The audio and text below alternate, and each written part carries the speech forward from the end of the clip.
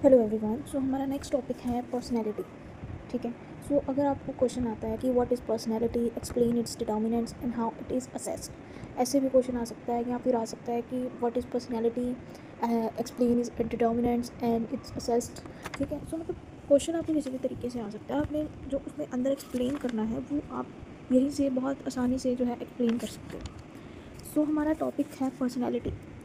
सो personality आप सबको simply तो पता ही है। पर्सनैलिटी का मतलब क्या होता है कि एक पर्सन, हम बोलते हैं ना कि इसकी पर्सनैलिटी बहुत अच्छी है, इसकी पर्सनैलिटी तो अच्छी है बट ये थोड़ा ऐसे है कि ये है वो है। मतलब हम नॉर्मली ऐसे बात करते हैं कि नहीं करते हैं, है ना।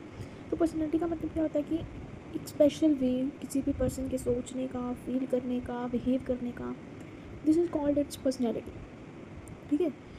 मतलब कि वो कैसे बिहेव करता है, मतलब कैसे रिएक्ट करता है दूसरों के साथ या सिचुएशन के साथ, कैसे डील करता है एक पर्सन, वो सब उसकी एक पर्सनैलिटी के अंडर आता है। ठीक है।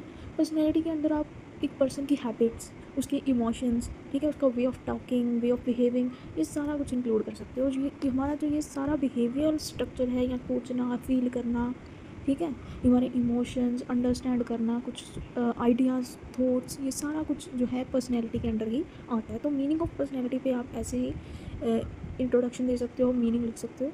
उसके बाद सिंपल डेफिनेशन आ जाएगी। सिंपल डेफिनेशन में क्या है कि आप सीधा लिखोगे personality is the total of a person's behaviour, thoughts, emotions and actions that makes them unique.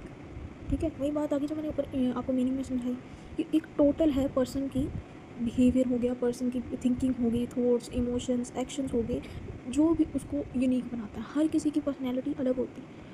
ठीक है। ये बात तो आपको पता है कि हर किसी की पर्सनैलिटी जो होती है वो अलग होती है। तो वो ये जो यूनिकनेस जो होती है पर्सन में, ये यूनिक बनाती है, वो ये सारी चीज़ें बनाती हैं। उसका बिहेवियर, उसके thoughts, emotions, habits, way of talking, way of behaving, feel, thinking, ये सारी चीज़ें यूनिक बनाती है। तो this is called personality, personality of a person.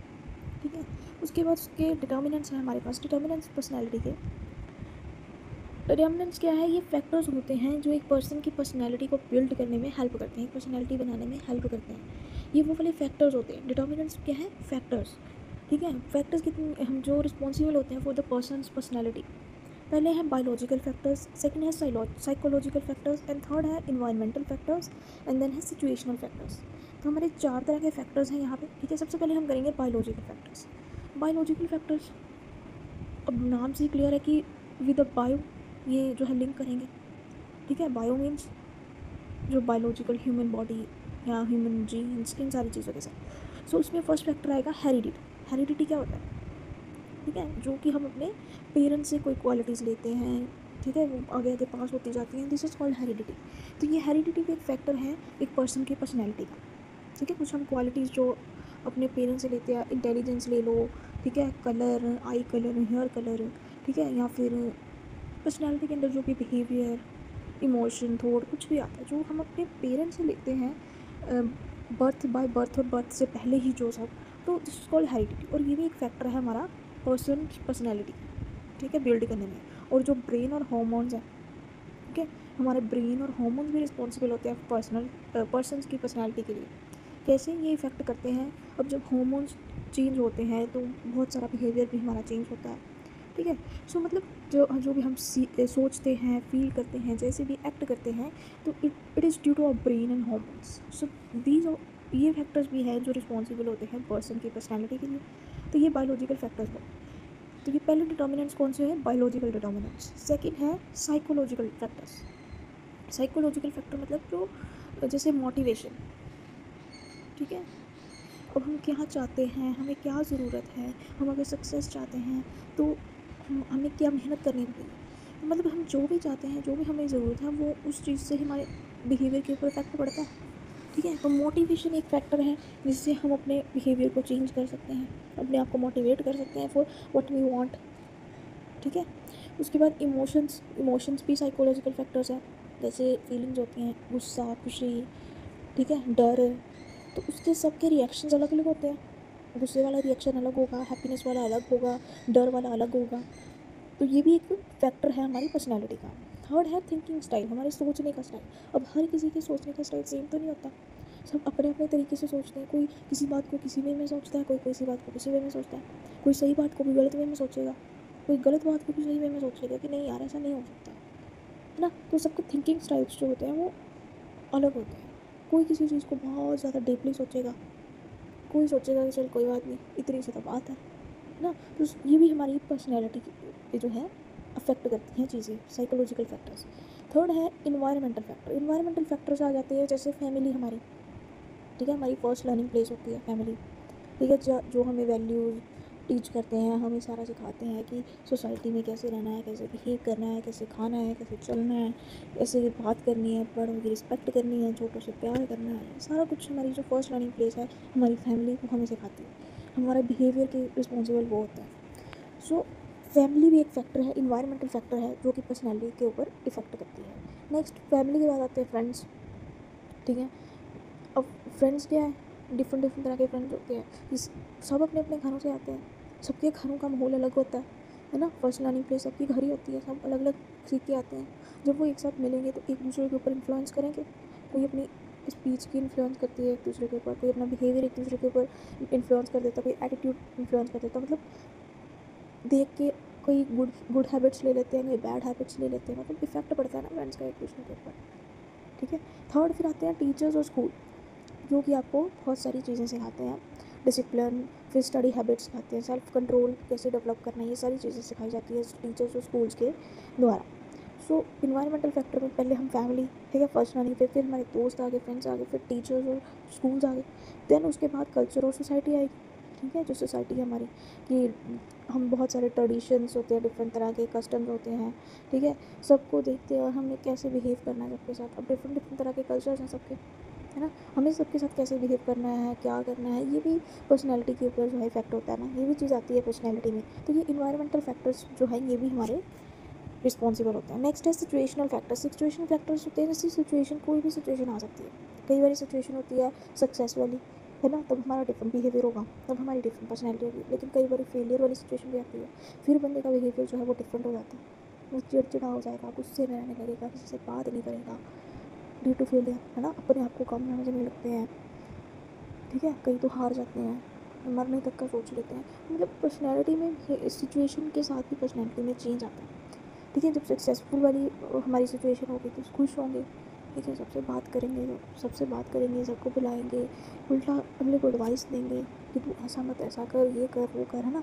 तो दोनों सिचुएशन में डिफरेंट बिहेवियर होगा, डिफरेंट पर्सनैलिटीज़ होंगी, ठीक है। लेकिन वो जो बिहेवियर होता है वो परमानेंट नहीं होता, वो टेम्परेरी होता है, ठीक है। जो सिचुएशनल फैक्टर्स होते हैं ये एक टेम्परेरी बिहेवियर जो है वो एक टेम्परेरी पर्सनैलिटी जो है एक पर्सन में डेवलप करते हैं, ठीक है। सो ये फैक्टर्स थे हमारे, या फिर ये डिटर्मिनेंट्स थे हमारे पर्सनैलिटी के। पहला हमने पढ़ा बायोलॉजिकल, जिसमें हमारी हेरिडिटी, ब्रेन, हॉर्मोन्स आ गए। फिर हमने पढ़ा साइकोलॉजिकल, जिसमें मोटिवेशन, इमोशन, थिंकिंग स्टाइल, ये सारी चीज़ें आएंगी। फिर हमने पढ़ा इन्वायरमेंटल फैक्टर, जिसमें family, friends, teacher, schools, culture and society आएगा। नेक्स्ट हमने सिचुएशन पढ़ा, जिसमें हमने दो तरह की सिचुएशन, सक्सेस और फेलियर सिचुएशन के बारे में पढ़ा, जो कि टेम्परेरी होती है। नेक्स्ट है असेसमेंट ऑफ पर्सनैलिटी, ठीक है। अब असेसमेंट ऑफ पर्सनैलिटी क्या है? टीचर्स को ज़रूरत है कि वो बच्चों को समझें, ठीक है, उनकी पर्सनैलिटी को समझें, ताकि वो उनको और भी ज़्यादा बेटर जो है वो लर्न करवा सके, और भी बेटर बना सके। तो टीचर्स को ज़रूरत होती है स्टूडेंट की पर्सनैलिटी समझने के लिए कि उसका बिहेवियर ऐसा है तो ऐसा क्यों है। अगर उसको ये चीज़ समझ नहीं आ रही तो उसको कोई और वे से समझाए तो शायद समझ आ जाए। सो टीचर्स को अंडरस्टैंड करना है स्टूडेंट पर्सनैलिटी, ताकि वो उनको बेटर बनाने में, और बेटर बनाने में हेल्प कर सकें। तो उसके लिए कुछ मेथड्स होते हैं। तो असेसमेंट का मतलब क्या है कि एक पर्सनैलिटी को डेवलप करने के लिए क्या करना है, कि मतलब क्या मेथड्स हमने लगाने हैं। सबसे पहला मेथड है ऑब्जर्वेशन, कि सबसे पहले तो स्टूडेंट का पहले आप ऑब्जर्व करोगे बच्चे के बिहेवियर को, ठीक है। क्लास में ऑब्जर्व कर लो कि, या गेम्स में ऑब्जर्व कर लो कि उसका बिहेवियर कैसा है। सबसे पहले देखोगे कि आपको, पहले देखोगे कि प्रॉब्लम क्या है, क्या चल रहा है ना, ऑब्जर्व करोगे। फिर इंटरव्यू करोगे। इंटरव्यू कहने का मतलब है कि बात करोगे स्टूडेंट्स के साथ, कि उनके लाइक्स, उनके डिसलाइक्स, उनकी प्रॉब्लम्स, ये सारा कुछ जानोगे। पहले ऑब्जर्व करोगे, फिर आप देखोगे कि इस बच्चे में कोई प्रॉब्लम लग रही है या इसको कहीं प्रॉब्लम आ रही है, तो फिर उसके बाद इंटरव्यू यानी कि बात करोगे आप स्टूडेंट के साथ, उसके लाइक, डिसलाइक, या प्रॉब्लम क्यों है, किस वजह से है, क्या इसके पीछे कारण है, ये सारा कुछ देखोगे, ठीक है। फिर सेल्फ रिपोर्ट होगी। सेल्फ रिपोर्ट मतलब कि फिर स्टूडेंट्स जो है वो आंसर करेंगे आपके क्वेश्चंस का, ठीक है। वो बताएंगे क्या डिसलाइक है, क्या लाइक है, क्या प्रॉब्लम है, क्यों है, किस सिचुएशन के कारण है, या क्या फैक्टर्स हैं, क्या डिटर्मिनेंट्स के कारण है, सब कुछ बताएगा। फिर पर्सनैलिटी टेस्ट होगा, क्या पर्सनैलिटी टेस्ट में क्या होता है कि ऑब्जेक्टिव टेस्ट ले लिया बच्चे का, कि जैसे MCQs वगैरह, फिर उससे पता चलेगा कि मतलब क्या प्रॉब्लम है या कितनी इम्प्रूवमेंट आई है, क्या चीज़ है, मतलब किस तरीके से उसको ईजी लग रहा है या किस तरीके से उसको मुश्किल लग रही है चीज़। ठीक है, यहाँ पर प्रोजेक्टिव टेस्ट ले लो कि बच्चे को एक पिक्चर शो करो। ठीक है, तो उसको पहले समझाओ, ये पिक्चर शो करके स्टोरी बताओ, स्टोरी के जैसे समझाओ कि ये ऐसे है, ये स्टोरी है। तो आपको पता है कि पिक्चर देख के विजुलाइज करके चीज़ जो है वो ज़्यादा माइंड में जाती है। ठीक है, स्टोरी बना के तो और भी ज़्यादा माइंड में बैठ जाती है चीज़। तो ये एक तरीका हो जाएगा। ठीक है, फिर जब ये टेस्ट हो जाएंगे इसके बाद हम क्या करेंगे, रेटिंग्स बाय टीचर और फ्रेंड। ठीक है, टीचर्स या फ्रेंड के द्वारा जो है वो रेटिंग करवाई जाएगी। ठीक है, मतलब फिर उसके हिसाब से पता चलेगा कि क्या जो स्टूडेंट बिहेवियर और क्या हैबिट्स जो है वो डिस्क्राइब हुई इन सारे मेथड्स के साथ। ऑब्जर्व करेंगे पहले। ठीक है, ऑब्जर्व करने के बाद क्या करेंगे, इंटरव्यू लेंगे। मतलब ऑब्जर्व किया, फिर बात करी, बात करने के बाद उन्होंने आपके क्वेश्चंस का आंसर दिया, आंसर देने के बाद आपने एक टेस्ट कंडक्ट करवाया जिससे जो है एक आउटपुट निकलेगी, फीडबैक मिलेगी आपको। फिर फीडबैक लेने के लिए जो है रेटिंग दी गई, फिर बिहेवियर हैबिट सब पता चलेगा। भैया तो ये था हमारा असेसमेंट ऑफ पर्सनैलिटी कि कुछ मेथड्स जिससे जो है एक टीचर जो है स्टूडेंट की पर्सनैलिटी के बारे में जान सकता है और उसको कैसे बेटर लर्न करवाएगा वो चीज़ जान सकता है।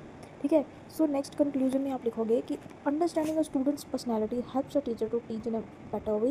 It helps in giving personal attention, solving behaviour problems and encouraging good learning.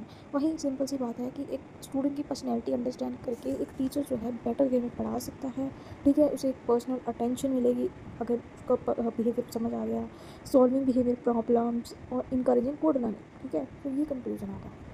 So I hope आपको पर्सनैलिटी जो हमारा ये टॉपिक है ये आपको समझ आया होगा, उसके डिटर्मिनेंट समझ आई होगी, उसके असेसमेंट समझ आई होगी। सो ये हमारा टॉपिक है।